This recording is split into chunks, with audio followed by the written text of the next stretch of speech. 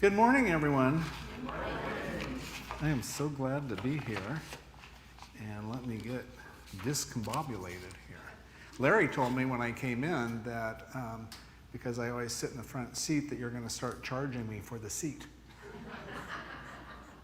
So I'll think about what I'll leave there on the seat. I am so glad to be here. I love coming here, and I was happy to respond to Debri when she invited me to come. There's chapter 18. I just want to read a couple verses, two verses from chapter 18 in the Gospel of Matthew.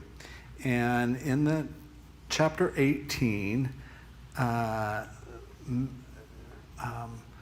Peter asks Jesus a question. And the question is, Lord, if another member of the church sins against me, how often should I forgive?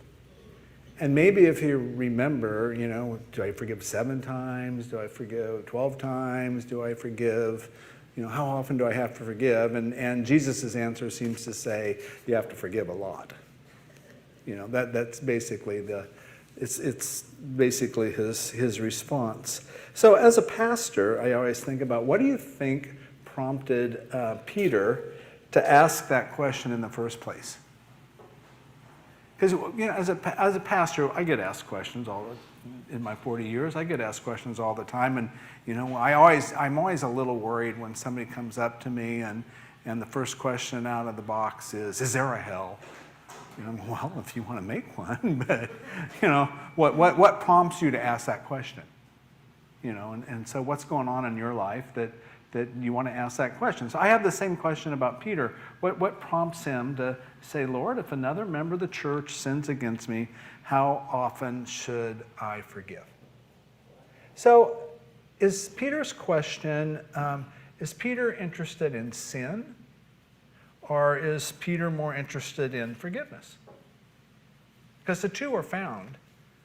The two are found in that question. And actually the question itself is set inside Matthew 18. It's set inside a series of really short stories that get told in Matthew 18. And when you kind of scroll through those stories and look at those stories, you go, oh, well, this is a chapter about sin.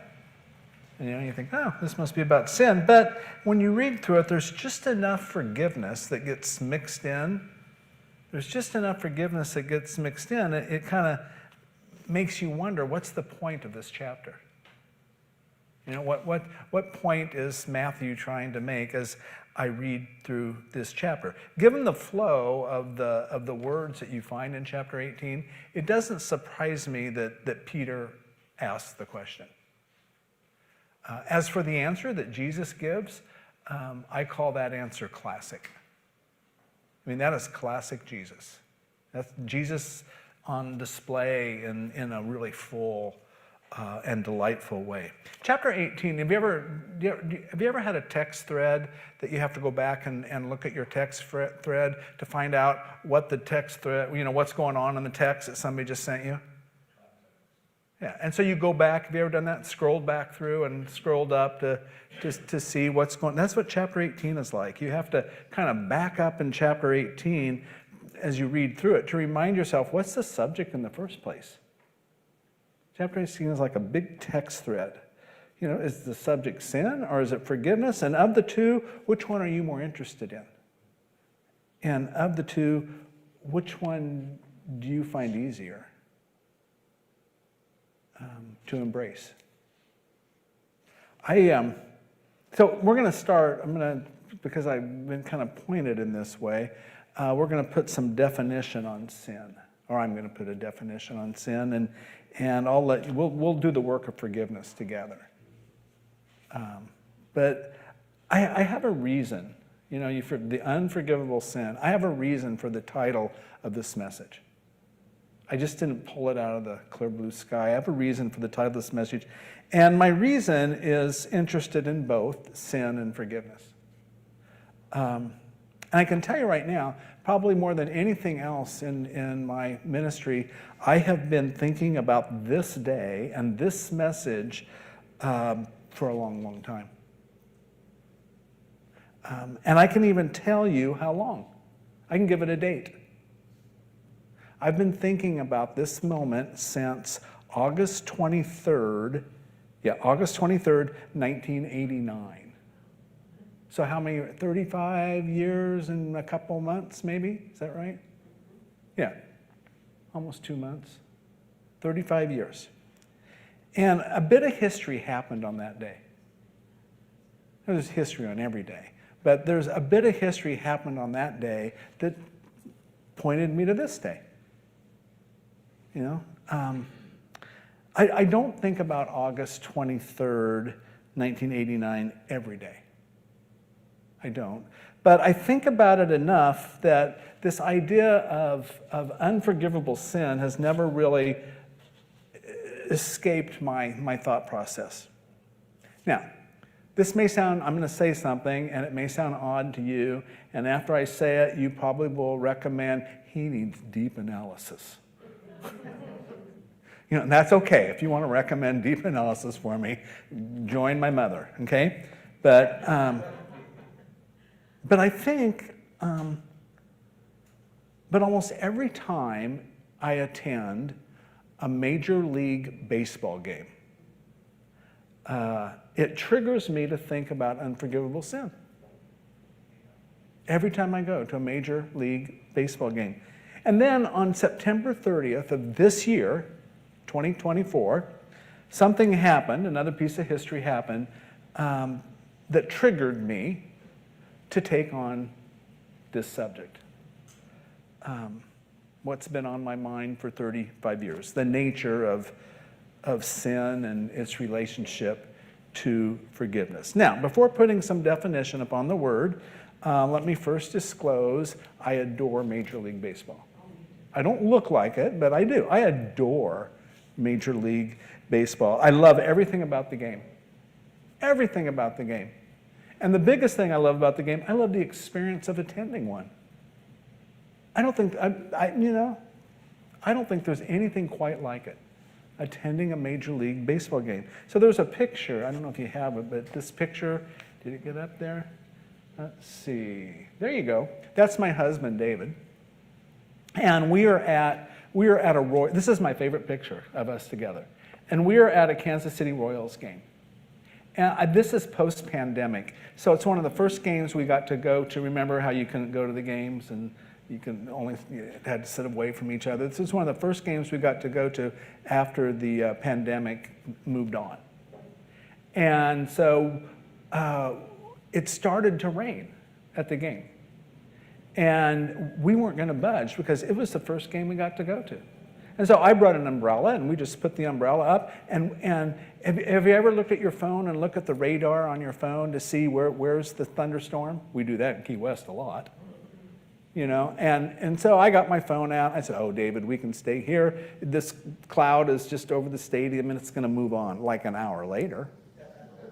You know, I guess I'm not a great meteorologist. And so we sat so long, we opened up an umbrella. We had so much fun sitting in the rain together. But we sat there so long, eventually an usher came down and said, are you two okay? And they even offered us food, brought food to us, you know. Apparently you don't just sit there. I can't tell you how much fun we had sitting there. So I love baseball. I love baseball. I once ran in front of a group of children at Citi Field in New York City, so I could have my picture taken with Mr. Mitt. I did that. I had my picture taken with Mr. Mitt. Mr. Mitt was coming down the aisle, and it was in the sixth inning, and all the children were screaming for Mr. Mitt. Well, I wanted my picture taken with Mr. Mitt. If you back up and read that chapter, Matthew 18, you'll find in there that Jesus says we should not be a stumbling block to children. Jesus calls that sin. Well, okay. You know, look what I did. But somewhere else in the Bible, Jesus also says, encourages people to become like a child. So I think I did okay, you know. Earlier this month, I was back in Kansas City, and David and I went to a playoff game at the K, as we call it in Kansas City. And I was resigned to the fact that this was going to be the first time in 40 years I was going to miss going to a Royals game. I was resigned. I'm not going to get to go to the K and see the Royals play this year. And then I had to come home for a birthday party, and we had tickets to the playoff game on Tuesday night in Kansas City. As I walked into the K, and it was packed, I walked into the K, I literally I was overcome with emotion. It was like one of those moments. You ever had that happen to you? And you don't know where that emotion come from? And I was literally I thought about all the years I've gone out to that stadium and all the people I've seen games with and how much fun I've had in all those years. And so here's what we sat down in this seat, and that's where my seat was, and it's before the game started, but you can see we had a pretty good view. But if you look at the picture of a baseball stadium, the width and the full breadth of our human nature is on display there. Everything is on display there, I think, in a baseball game. So Jazz Chisholm Jr., I didn't know who he was until that night. Anybody heard of Jazz Chisholm Jr.? He started with the Marlins in 2020, and then he was traded to the Yankees. So he plays for the Yankees now. So when Jazz Chisholm Jr. came to bat on that night, I've never heard a crowd boo like they booed. I mean, it just erupted. You know how they go, and Jazz Chisholm Jr., and then everybody just booed. And from everybody, from at the K was booing. Now, I've never heard booing that loud. And guess what? I'm a booer. Oh yeah, I boo. I boo. My mother says, don't boo. My mother says, you can moo. Moo, but don't boo. Don't boo. I had no idea what prompted the booing. I had no idea what had prompted the booing. But guess what? I didn't even know what we were booing about, but I joined in. I did. I did. That's just who I am. And I joined in, and booing reveals our human nature. It does. It reveals a little bit about who we are. Apparently, the day before, Chisholm had said something very disparaging about the Royals, that they were lucky to win the game in New York. And it got picked up in the Kansas City media. So when he came to bat that day, or that night, the boos erupted. What Chaz Chisholm saw as true, the Royals saw as a sin. Don't talk like that on me. That's why I love baseball. It's a mirror. I think it's a mirror to life. Our emotions, our loves, our loyalties, it mirrors all of those. It mirrors our disappointments. It even mirrors our tempers. It can do that. It's not just anyone who's going to push through a group of children to have their picture taken with Mr. Met. It's not. And as David and I were walking into Citi Field that night in New York to see the Mets play, I said, David, I would give anything to meet Mr. Met. I would give anything to finally meet Mr. Met. And here comes Mr. Met. Baseball even tempts our greed. Yep, I'd give anything. It even tempts our greed. So if baseball so closely mirrors an experience with life, then I guess it probably mirrors things like sin and forgiveness. I think it does. So you all know Carolyn Sullivan? Do you know her? Sure. Huh? So Carolyn, very kind woman, isn't she? Yeah. I've kind of grown fond of talking to her, and she sends me texts and wants to know what I'm going to be talking about, and I have to give her a title and things like that. So she kind of helps coordinate this worship experience for all of you at Unity. So before I left Key West to go to Kansas City, I sent her an email with the title of my talk. And I didn't think much about it. And the other day, I was sitting with a group of pastor friends in Kansas City on Wednesday of this week, having coffee with them, and I got a message from Carolyn. And she said something like, people were nervous about the title of my talk. That's what she said. And then she says, that's because at Unity, sin is understood as something that's metaphysical. That's what she said. And so I'm sitting with this group of pastor friends having coffee, and I'm reading this, and so I said, okay, somebody explain to me the connection between metaphysical and sin. So we had a great discussion, because that's what you're supposed to do with your friends, right? We had a great discussion, and so apparently I had raised a red flag with that title, and so then about the same time, guess who else sent me a message? Your pastor. Yeah. Debris sent me a message. So when I got her message, I thought, well, the red flag is at full staff.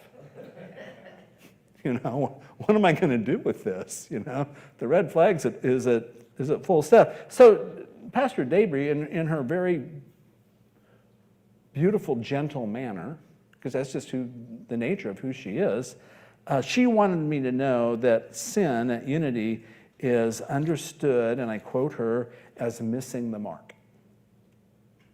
Okay? That's what she wanted me to know. Well, guess what? Guess what?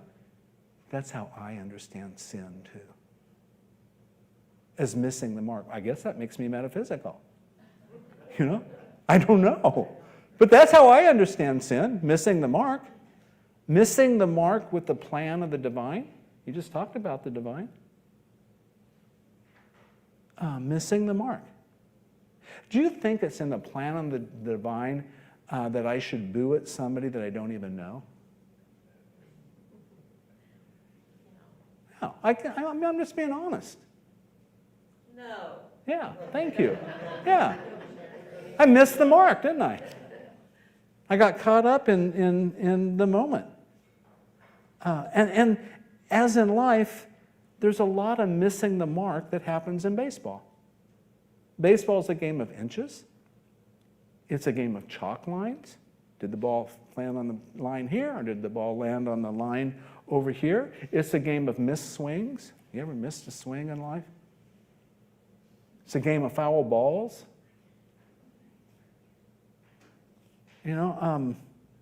That's life, how often we miss the mark.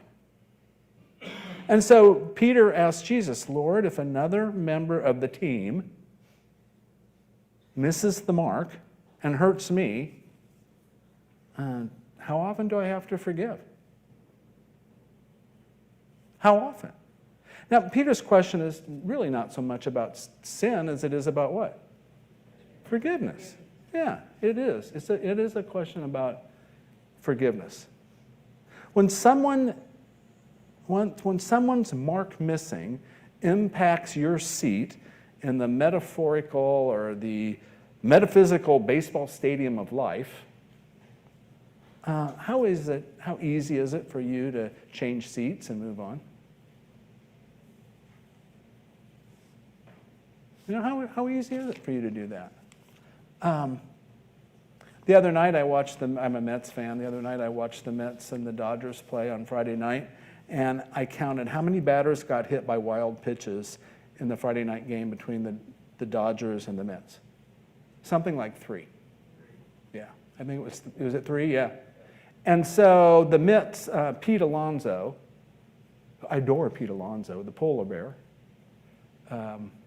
David, my husband, once got Pete Alonso, well, you can get Pete Alonso birthday greetings, and so he sent me a birthday greeting one year. I loved it. But Pete Alonso hit a record-setting home run in the first inning, 432 feet in the first inning for a 3-run homer. In the 8th inning, he came to bat, and he was hit by a pitch right here in the shoulder and neck area.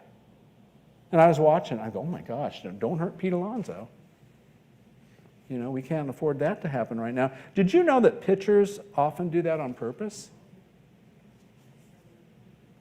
They miss the mark to prove a point. Is that kind of behavior forgivable? What do you do with it?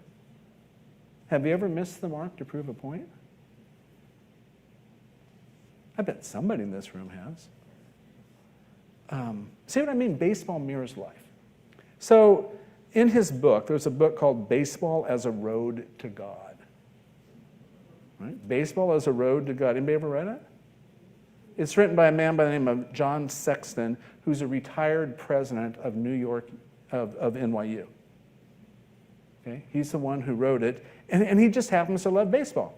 And he likes theology, so he wrote this book, Baseball as a Road to God. And in the book, he includes chapter 7 is titled The Saints and Sinners of Baseball. All right? And Sexton says most every religious tradition has a way of honoring and celebrating the blessed, those who really stand out. Who's the founder of Unity? Yes. I think he gets lifted up. I've heard his name every time I've been here.